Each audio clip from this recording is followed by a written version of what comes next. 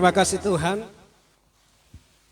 Dan inilah pengakuan kami di hadapan-Mu bahwa kami adalah harga termahal dan berharga di hadapan-Mu. Dan terima kasih Tuhan untuk pengorbanan Kristus di kayu salib menebus hidup kami ya Tuhan. Dan kami mengucap syukur pada saat ini adalah kesempatan bagi kami untuk beribadah kepada Tuhan. Sebagai bukti ucapan syukur kami, sebagai bukti kami mengasihi Tuhan, sebagai bukti bahwa kami memerlukan Tuhan dalam kehidupan kami. Dan terima kasih Tuhan untuk pujian dan penyembahan yang telah kami naikkan di hadapan-Mu. Dan kami percaya itu Tuhan semuanya menjadi dupa yang harum di hadapan Tuhan, menyukakan hati-Mu. Sehingga pada hari ini kami diberkati oleh Tuhan melalui kebenaran firman-Mu yang sebentar akan dibacakan, akan dipermankan pada hari ini ya Tuhan. Berbicaralah Tuhan, Tuhan memberkati kami di tempat ini, baik jemaat-Mu yang hadir di tempat ini, bahkan mereka yang beribadah secara live streaming. Tuhan memberkati di rumah masing-masing dengan segala pergumulan yang ada. Tuhan menolong mereka. Terima kasih Bapa, berkatilah firman-Mu di dalam nama Tuhan Yesus Kristus. Haleluya, haleluya. Amin.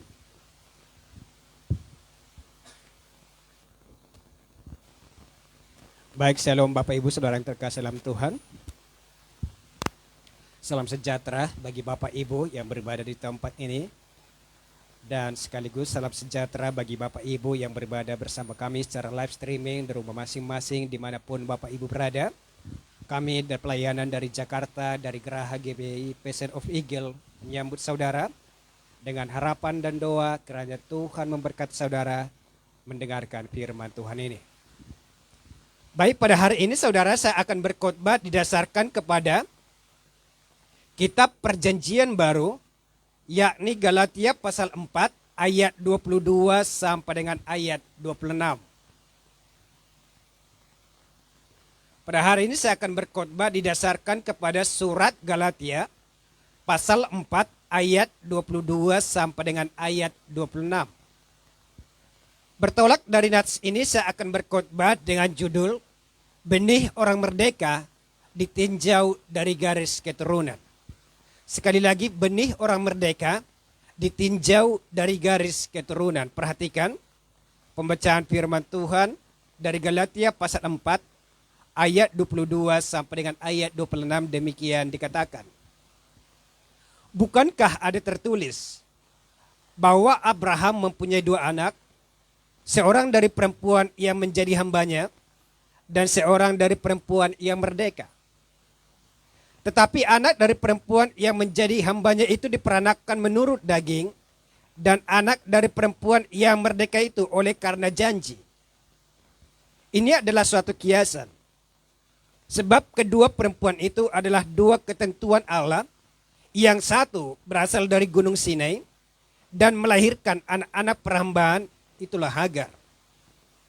Hagar ialah Gunung Sinai di tanah Arab, dan ia sama dengan Yerusalem yang sekarang. Karena ia hidup dalam perhambaan dengan anak-anaknya. Ayat 26. Tetapi Yerusalem surgawi adalah perempuan yang merdeka. Dan ialah ibu kita. Amin. Saudara, baru-baru ini bahkan bulan Agustus, baru beberapa hari yang lalu, Indonesia sedang merayakan yang namanya Hari Kemerdekaan yang ke-77. Dan berdasarkan dari Hari Kemerdekaan inilah saya sangkut pautkan dengan firman Tuhan hari ini, yang melatar belakangi firman Tuhan hari ini dengan judul bahwa benih orang merdeka ditinjau dari garis keturunan. Dikatakan sehingga kalau kita membaca Alkitab di dalam Galatia pasal 4 ayat 22 sampai dengan ayat 26. Tadi dikatakan atau merangkum begini Bapak Ibu. Bahwa di sana Abraham mempunyai 2 anak.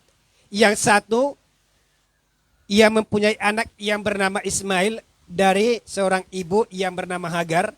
Dan yang satu lain adalah seorang yang bernama Sarah dan ia melahirkan yang namanya Yakub.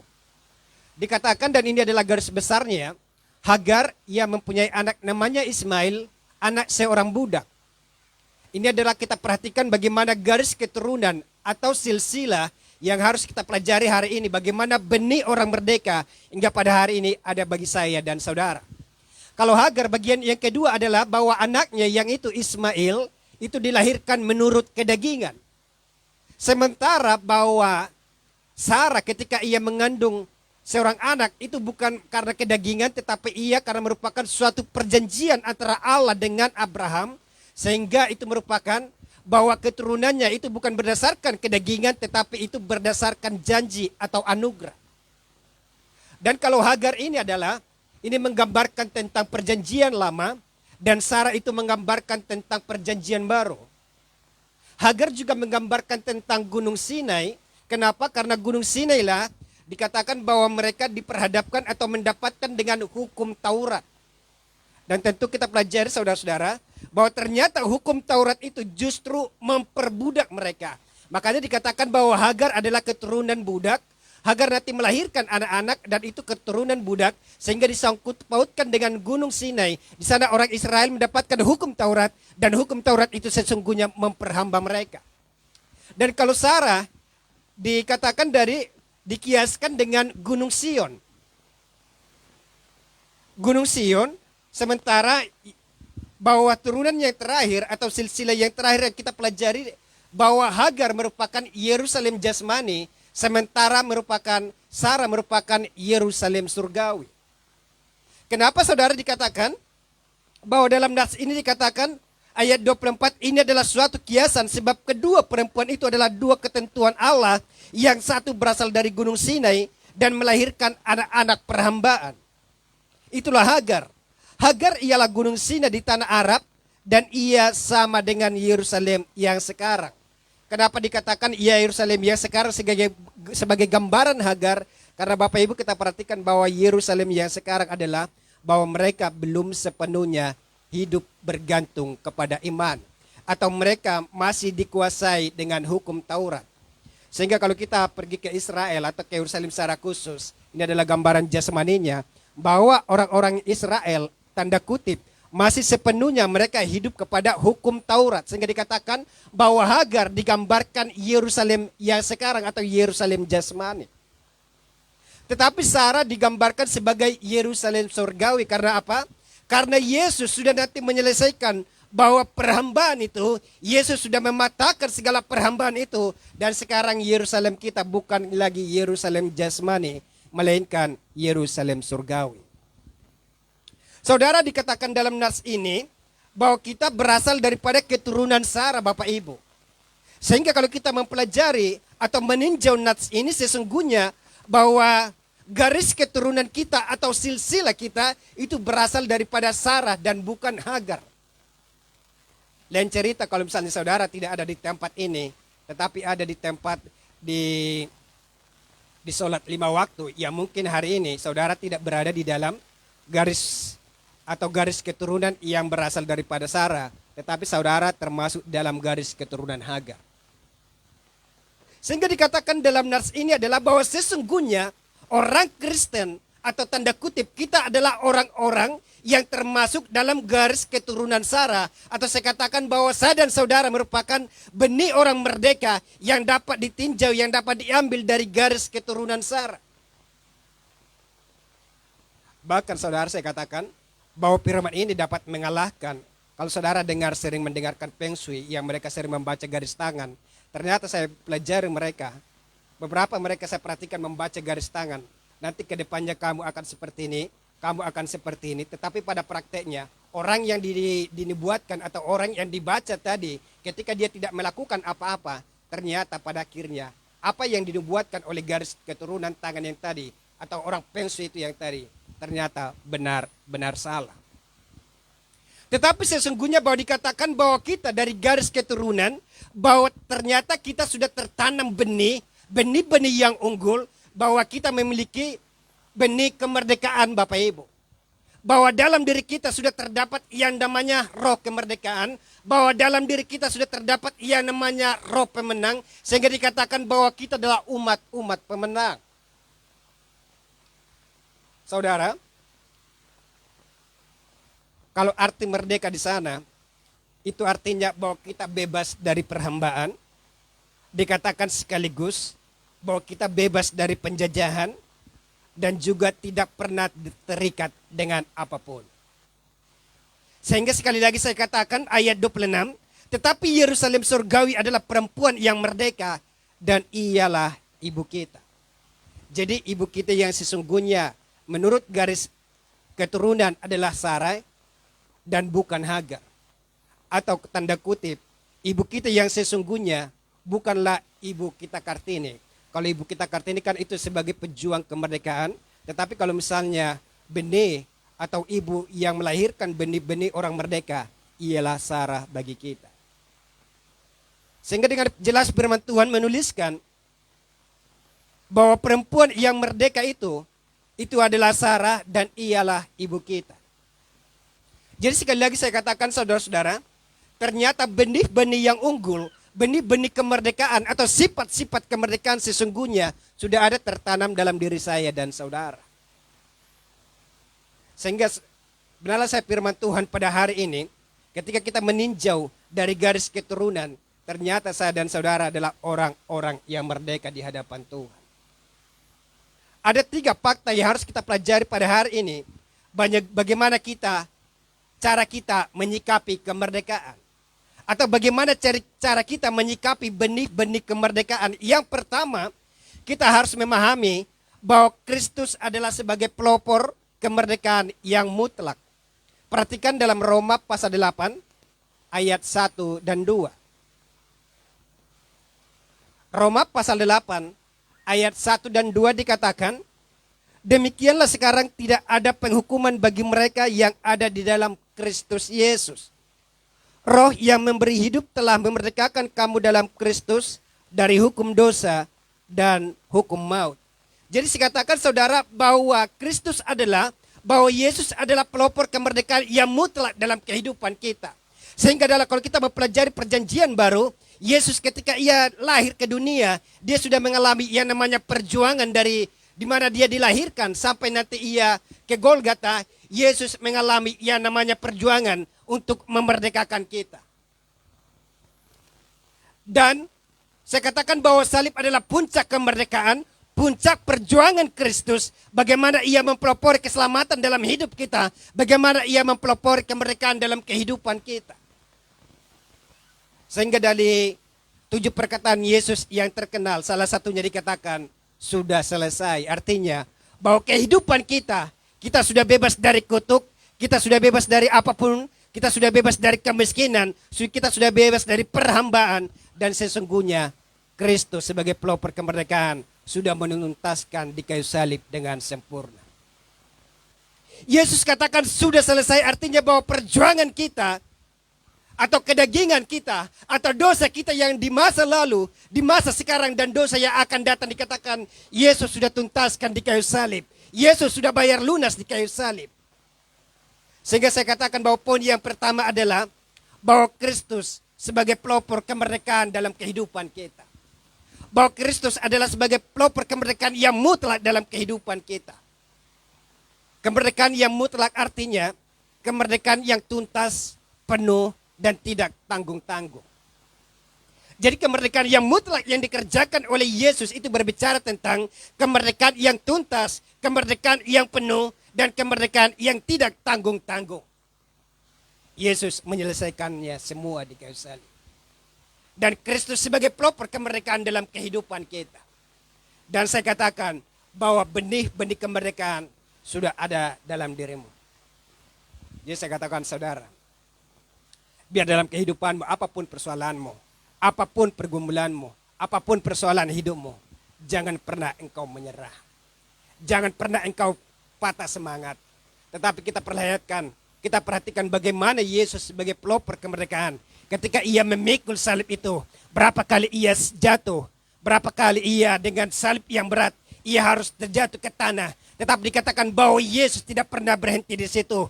Bahwa Yesus tidak pernah tanggung-tanggung untuk menyelesaikan kemerdekaan. Tetapi dikatakan Yesus tetap bangkit. Dan sampai akhirnya ia berada di suatu tempat yang namanya Golgota. Jadi saya katakan bahwa Yesus mengerjakan, bahkan mempelopori kemerdekaan yang mutlak dalam kehidupan kita. Akhirnya bahwa kehidupan kita tuntas diselesaikan. Jangan pernah menyerah Bapak Ibu. Dan saya katakan, ada seorang atlet pernah berkata demikian. Atlet ini kalau saudara kenal, Dia bernama Derek Raymond. Kalau beliau ini terkenal berapa kali dia kejuaraan Olimpiade, dia selalu pemenangnya, bahkan di mata masyarakat. Bukan bahwa Derek Raymond bukan lagi nama yang lain, Bapak Ibu. Ketika timbul suatu Olimpiade yang merebutkan kemerdekaan dari seluruh dunia, disaksikan oleh ratusan ribu orang, banyak orang berharapan bahwa Derek Raymond adalah pemenangnya. Saudara, ketika peluit sudah ditiup dan semua pelari sudah berlari dengan cepat, apa yang terjadi? Dari 400 meter, ternyata Derek Raymond dia jauh meninggalkan teman-temannya di belakang. Di 250 dia adalah orang yang unggul, tetapi dari 105 menghadap ke 150 ke depan, di tengah jalan ia mengalami cedera kaki, Bapak Ibu. Akhirnya apa yang terjadi? Bahwa Derek Raymond tidak lagi dapat menyelesaikan pertandingan ini. Dia tidak lagi berharap bahwa ia akan dapat mencapai sampai finish. Ia tidak dapat mencapai sampai kepada kejuaraan, Bapak Ibu. Dia sudah menangis, dia sudah mulai sedih. Bahkan dia sudah sampai terkelungkap di tanah. Dan dia banyak dilewati oleh pemain-pemain yang lain. Bahwa petanding-petanding yang lain. Bahwa dengan harapan bahwa Derek Raymond tidak akan pernah lagi mendapatkan juara Olimpiade yang dia harapkan untuk ketiga kalinya. Apa yang terjadi? Semua pelari sudah mendahului dia. Bahkan semua pelari sudah ada yang mendapat pemenang pertama, pemenang kedua dan ketiga. Tetapi Derek Raymond, dia tetap masih dengan kaki yang sakit. Dia terpincang-pincang untuk mencapai kepada garis finish. Apa yang terjadi? Bapaknya datang menghampiri dia dan katakan, sudahlah, pertandingan ini sudah selesai. Juara pertama, juara kedua sudah tentukan. Udah kamu selesaikan aja. Berhenti aja di tempat ini. Banyak penonton tetap memperhatikan dia. Derek Raymond katakan tidak. Saya harus tuntaskan pertandingan ini sampai kepada tuntas. Saya harus tuntaskan permainan ini sampai kepada final. Sampai kepada garis finish. Sebenarnya orang tuanya yang sebagai pelatih, dia sebenarnya sudah tidak tega melihat anaknya ketika dia tertatih-tatih untuk menyelesaikan sampai ke garis finish. Apa yang dikatakan? Ya udah sekarang begini nak, lakukan bagianmu, selesaikan bagianmu. Entah engkau sampai kepada finish atau tidak, Bapak percayakan kepada engkau. Anak ini, Derek Raymond ini, sekalipun dia sudah melihat bahwa dia tidak lagi ada harapan untuk merdeka, dia tidak lagi harapan untuk menang, dia tetap menyelesaikan yang namanya pertandingan. Ketika dia sampai ke garis finish, apa yang terjadi Bapak Ibu? Bahwa ternyata penonton memberikan aplaus kepada dia. Dia, Derek Raymond, menciptakan sebuah kemerdekaan dalam diri penonton. Ternyata kemerdekaan sesungguhnya bukan hanya ketika kita menjadi juara 1, juara 2, juara 3 dan mendapat piala, tidak. Tetapi ketika kita bisa menyelesaikan pertandingan kita sampai kepada finishnya. Dan itu membuat haru para penonton. Dan saya katakan bahwa Derek Raymond menciptakan sebuah kemerdekaan dalam diri mereka. Supaya mereka jangan pernah berhenti dengan hidup mereka. Jangan pernah mereka putus asa. Jangan pernah di tengah jalan mereka berhenti. Tetapi Derek Raymond menciptakan, mengharapkan mereka supaya mereka tetap maju ke depan sampai kepada garis finish. Saudara, ketika Anda merasa ingin menyerah, ingatlah mengapa Anda harus begitu bertahan sampai begitu lama. Itulah sampai hari ini berapa kegagalan yang saudara dapatkan. Dan berapa kemerdekaan, berapa kebebasan, berapa kemenangan yang saudara peroleh.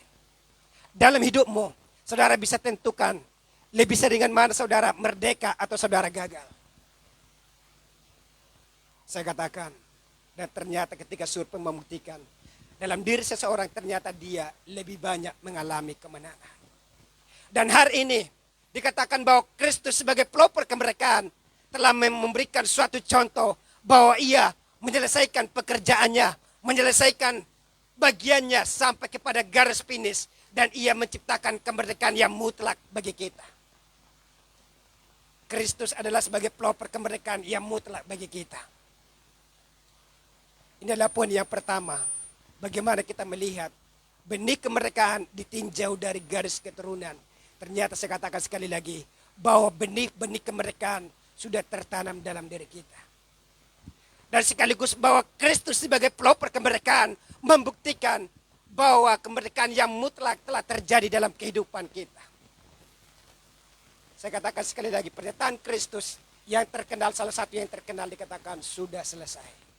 Kehidupan kita sudah diselesaikan Bapak Ibu. Sekarang bagian kita untuk menyelesaikan panggilan kita. Itu yang pertama, bagaimana benih kemerdekaan ditinjau dari garis keturunan. Yang kedua adalah kita memiliki DNA atau turunan orang merdeka. Yang kedua ternyata bahwa kita sudah memiliki DNA atau turunan orang merdeka Bapak Ibu. Sehingga dikatakan tadi bahwa dalam pembacaan dalam Galatia pasal 4 ayat 22 sampai 26. Sesungguhnya bahwa ibu kita adalah ibu Sarah dan ia adalah ibu kita yang menggambarkan Yerusalem surgawi. Jadi katakan bahwa DNA atau turunan orang merdeka ternyata sudah ada dalam diri saya dan saudara. Bahkan dari ilmu biologi, dari biologi Bapak Ibu membuktikan ketika mungkin sedikit agak vulgar, ketika suami istri melakukan hubungan, ternyata sperma yang keluar pertama kali itu adalah sekitar jutaan sperma yang keluar. Tetapi ketika sperma itu dia menghadap kepada sel telur, itu bertanding tinggal ribuan yang menjadi pemenang. Tetapi ketika membuai sel telur, ternyata hanya satu yang menang, yaitu saya dan saudara. Jadi ternyata dari biologi pun diteliti ternyata bahwa saya dan saudara sudah dikatakan ada DNA atau turunan orang merdeka Bapak Ibu. Yang tadinya dari jutaan sperma sampai kepada ribuan mereka untuk mencapai sel telur dan pada akhirnya hanya satu yang menang, yaitu saya dan saudara. Ini adalah bukti yang kedua bahwa ternyata kita sudah memiliki DNA atau turunan orang merdeka. Saya katakan bahwa kita telah terlahir sebagai pemenang. Saya katakan bahwa benih pemenang ternyata dalam diri kita itu sudah ada dari dulu. Jadi jangan lagi kita hidup di dalam benih-benih atau sifat-sifat kehambaan atau sifat-sifat perbudakan. Tetapi kita hidup di dalam sifat-sifat kemerdekaan. Tadi malam Bapak Ibu, kami nongkrong di suatu tempat di luar. Saya sebenarnya sukanya ketika nongkrong ada di pohon-pohonan bunga-bungaan. Dan terus di situ ada minum kopi. Ternyata istri saya dia punya setelan yang berbeda. Dia bilang, kalau di sini saya nggak bisa hidup, saya harus di tempat yang lebih mewah. Akhirnya saudara, saya mempertahankan yang sedikit kesederhanaan saya harus mengikuti yang namanya kemewahan dia. Kebetulan juga rambutnya merah putih, tanda kemerdekaan. Ya akhirnya saya harus ikut merdeka Bapak Ibu. Sekalipun memang sedikit menguras dompet, tetapi supaya kesederhanaan saya diubahkan kepada kemewahan, iya saya harus ikut kepada kemewahan. Jadi saya setuju dengan Ibu Sisanti, dia katakan sebenarnya suami istri itu kalau perlu harus ada dinner di luar. Sebenarnya bukan kata dinner sih, saya hanya membuat bagus supaya Sisanti bagus bahasanya. Perlu ada dinner di luar supaya apa? Suami istri bisa tetap mesra. Saya setuju Bapak Ibu. Bahkan saya dukung kalau misalnya Bapak Ibu tidak ada uang suami istri, datanglah kepada Pak Gembala minta uang. Oh jangan Pak Gembala, Ibu Gembala, kalau Pak Gembala nanti dihitung-hitungannya harus akurat. Kalian berdua kemana? Ke mall. Parkiran berapa? Terus makan minumnya berapa? Ada berapa orang? Dia harus catat detail. Jadi manajemen beliau ini, manajemen keuangannya itu sangat rapi. Gak usah datang ke Gembala, ke Ibu Gembala aja. Dia langsung keluarkan yang merah-merah. Cisanti, Pak Edi atau yang lain kalau misalnya nggak ada duit tapi pengen berduaan romantis, datang aja Ibu Gembala, minta selembar 2 lembar, itu akan dikasih. Giliran nanti ke depannya potong uang PK, giliran terakhir. Itu yang kedua saudara, bahwa ternyata kita telah memiliki DNA atau turunan orang merdeka. Yang ketiga, bukti yang ketiga, bahwa bagaimana kita menyikapi benih kemerdekaan ditinjau dari garis keturunan adalah bahwa sesungguhnya kita harus melahirkan orang-orang yang merdeka. Perhatikan dalam Yesaya 61 ayat 1 dan 2 bisa salah satu membacakan. Yesaya 61 ayat 1 dan 2.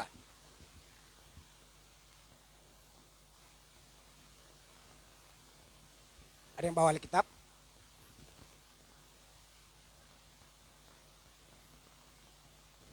Yesaya 61 ayat 1 dan 2.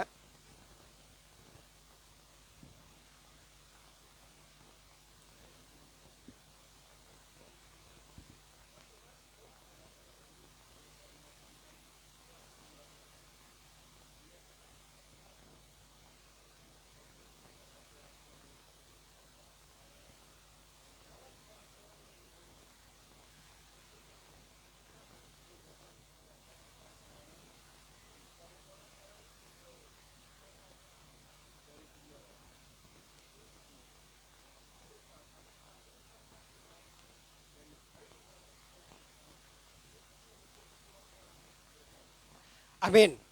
Dikatakan saudara, bahwa roh Tuhan Allah ada padaku, oleh karena Tuhan telah mengurapi aku, Ia telah mengutus aku untuk menyampaikan kabar baik kepada orang-orang sengsara dan merawat orang-orang yang remuk hati, untuk memberitakan pembebasan kepada orang-orang tawanan dan kepada orang-orang yang terkurung kelepasan dari penjara. Dikatakan selanjutnya, untuk memberitakan tahun rahmat Tuhan dan hari pembalasan Allah kita. Dikatakan bahwa sesungguhnya ketika kita sudah memiliki kemerdekaan, maka tugas kita adalah melahirkan orang-orang yang merdeka. Sehingga saudara-saudara, bahwa program kita ke depan, dalam jangka waktu dekat, program kita membuka yang namanya komsel-komsel di rumah saudara. Ini adalah bukti bahwa kita menciptakan atau melahirkan orang-orang merdeka, sebagai bukti bahwa kita adalah orang merdeka yang sudah dipelopori oleh Kristus yang tadi. Artinya kalau saudara sudah merdeka, maka bagian kita adalah memerdekakan yang lain. Kalau saudara sudah merdeka, akhirnya saudara merebuskan atau menciptakan regenerasi yang lain. Regenerasi yang benar-benar merdeka di hadapan Tuhan. Dikatakan dalam nas ini, sampaikan kabar baik kepada orang sengsara, merawat orang-orang yang remuk hati, untuk memberitakan pembebasan kepada orang-orang tawanan, dan kepada orang-orang yang terkurung kelepasan dari penjara. Artinya ketika kita sudah menjadi orang-orang yang merdeka, maka kita memperdekakan mereka. Mereka yang hidup di dalam perhambaan, mereka yang hidup di dalam orang-orang kesengsaraan, mereka yang remuk hati, mereka yang dalam tawanan. Dikatakan bahwa kita datang untuk melahirkan regenerasi Bapak Ibu. Sehingga saya katakan bahwa dalam waktu dekat, bahwa gereja kita melalui gembala, itu akan membuka komsel-komsel di rumah saudara. Itu adalah bukti bagaimana kita menyikapi firman Tuhan, bagaimana kita menyikapi kemerdekaan yang dalam diri kita. Maka kita bisa membawa orang-orang untuk dimerdekakan. Maka kita membawa orang-orang untuk diselamatkan.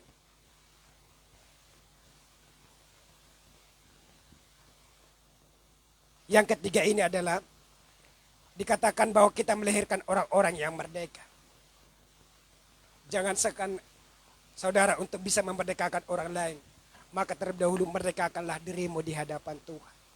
Mungkin selama ini saudara masih hidup dengan sungut-sungut, saudara masih hidup dengan pemberontakan dengan Tuhan, masih hidup dengan pertanyaan dengan Tuhan, masih hidup dengan kecurigaan dengan Tuhan.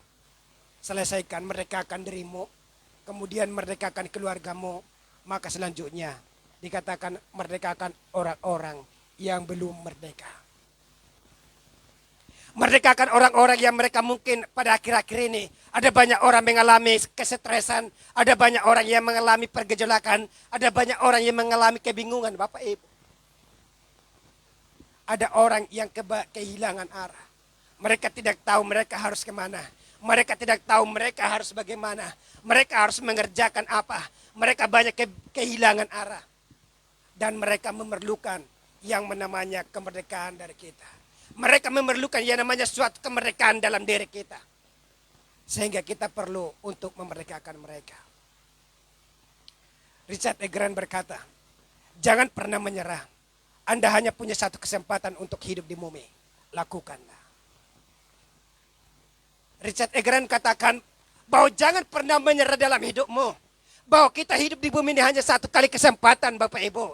Dan selanjutnya kita sudah bukan lagi di bumi, tetapi kita di surga. Kalau kita dilihat dari garis keturunan orang percaya, garis keturunan orang merdeka.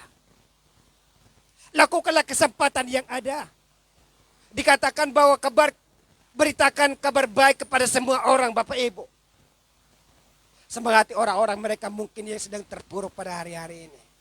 Dengan kita mengajak mereka beribadah. Dengan mungkin kita mengajak mereka datang ke komsel. Mereka diubahkan. Saudara sudah mendapat upah tersendiri dari Tuhan.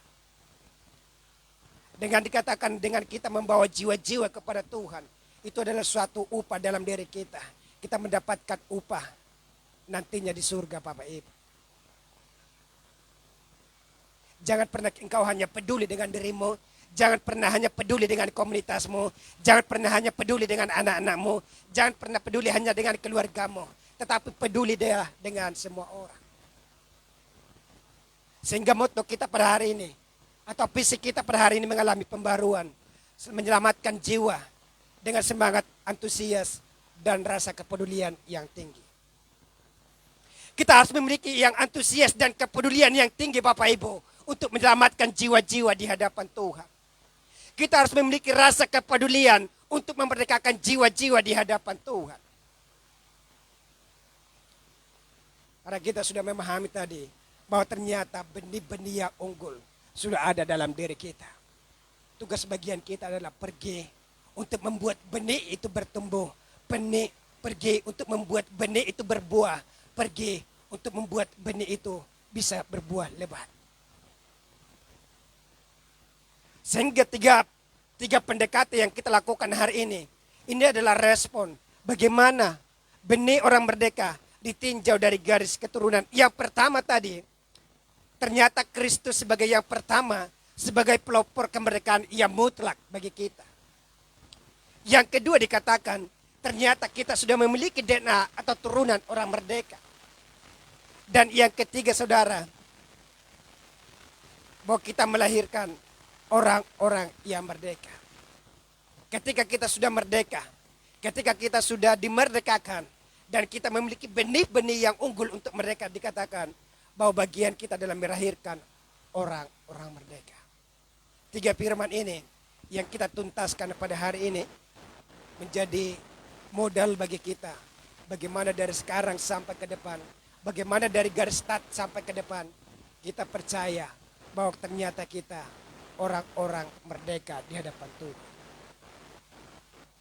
Ternyata kita memiliki benih-benih kemerdekaan yang daripada Tuhan. Dan lebih daripada itu dikatakan, Yesus telah menyelesaikan segalanya. Fokus firman Tuhan saya tutup dengan kesimpulan. Berdasarkan silsilah atau garis keturunan yang kita pelajari adalah ternyata bahwa kita adalah keturunan orang merdeka. Maka janganlah pernah bermental, yang namanya bermental budak. Tetapi bermentallah sebagai orang-orang merdeka. Karena Kristus sebagai pelopor kemerdekaan dalam hidup kita, maka lahirkanlah orang-orang merdeka. Demikian firman Tuhan. Pemain musik boleh maju ke depan dan kita tundukkan kepala kita.